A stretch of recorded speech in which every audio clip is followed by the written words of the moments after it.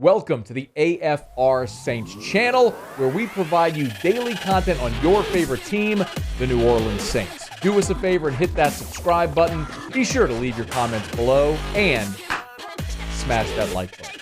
Who dat? I'm going to ask you the big picture question, then we'll get into some nuance, okay? How are the Saints so consistently able to do to Tom Brady what nobody else seemingly can do? The NFL is all about matchups, and I'm going to just compare it to what we've all seen Sean Payton do offensively. Go back and think about what he did with Jimmy Graham, Darren Sproles, Reggie Bush, now Alvin Kamara. The NFL is about getting great players in space against people that aren't as good athletes, and that mismatch for Tampa Bay exists versus almost everybody else except for this Saints defense. And when you have a guy like, you just start to break it down. Lattimore can take away Evans. You X that spot off. Then you have Malcolm Jenkins who can cover Gronk. You have Chauncey Gardner-Johnson in the slot who tackles well in space, can cover backs, can cover tight ends.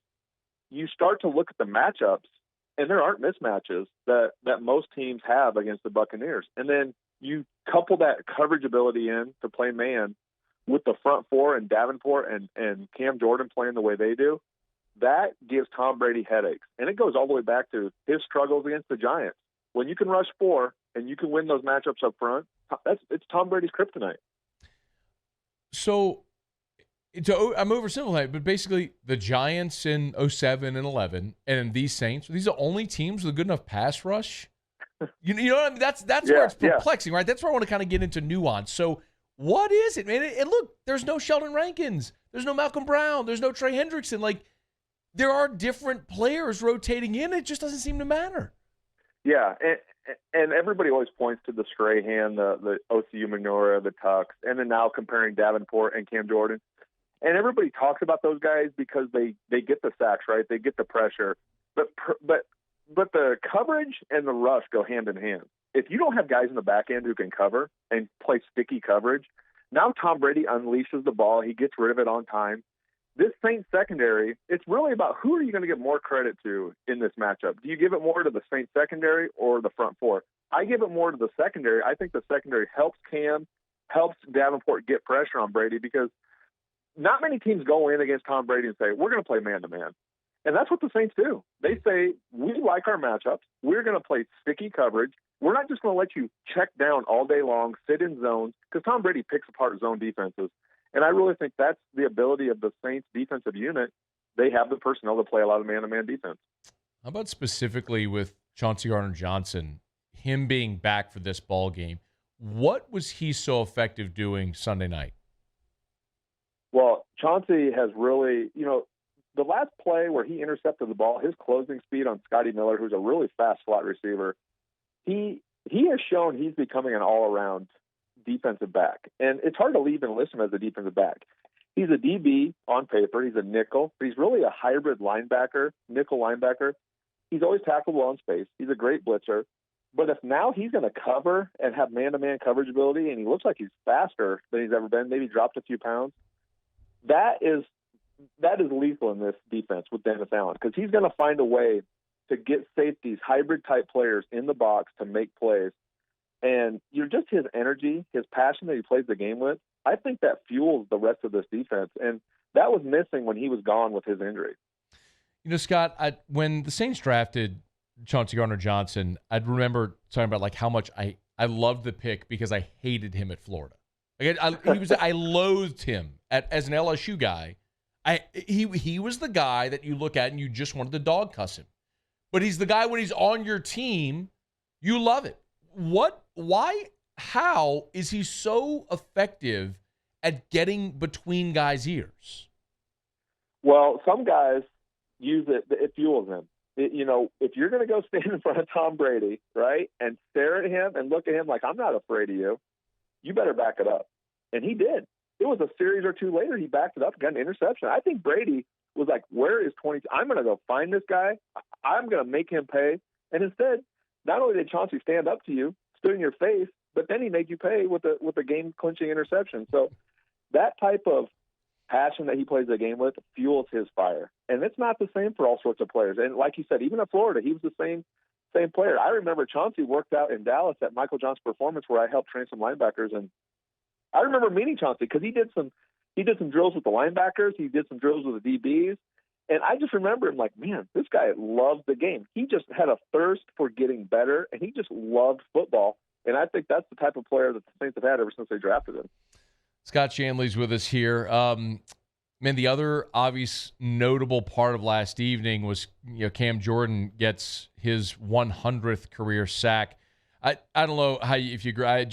It really sucked to see his streak end last week the way that it did.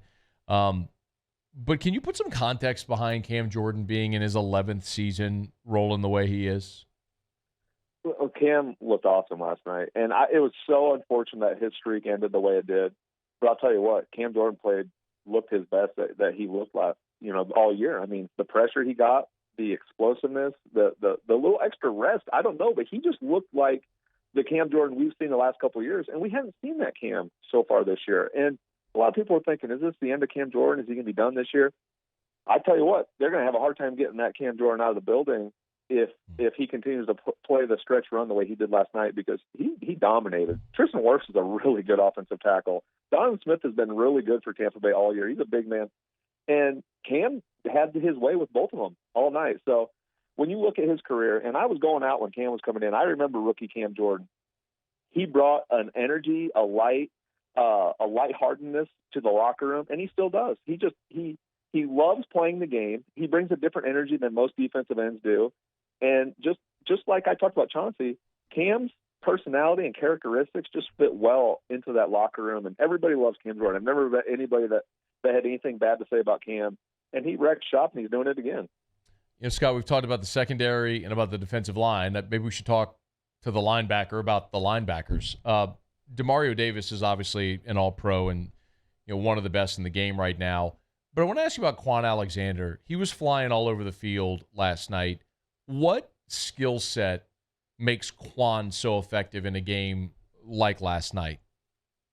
Well, I think the way the game has transitioned away from, there really is no more base defense. If you're a 4-3 defense, you rarely have three linebackers on the field. If you're a 3-4 defense, you're always going to have usually a nickel-type guy on the field. And I think the way the game has transitioned is perfect for the tandem of Demario Davis and Kwon Alexander. What Kwon brings to the game with his skill set, his athleticism, his ability to play in space, cover running backs, cover tight ends, play zone, but then rally to a check down and make a one-on-one tackle.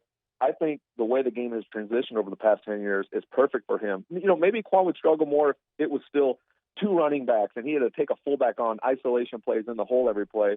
It's hard to go against that every single play with his build, but I just love the way Dennis has, it's really a 4-2-5 defense with Chauncey as the other linebacker, just getting athletes on the field, utilizing their skill set and putting them in places to succeed. And that's what they do with Kwon, and that's what they do with everybody on this defense.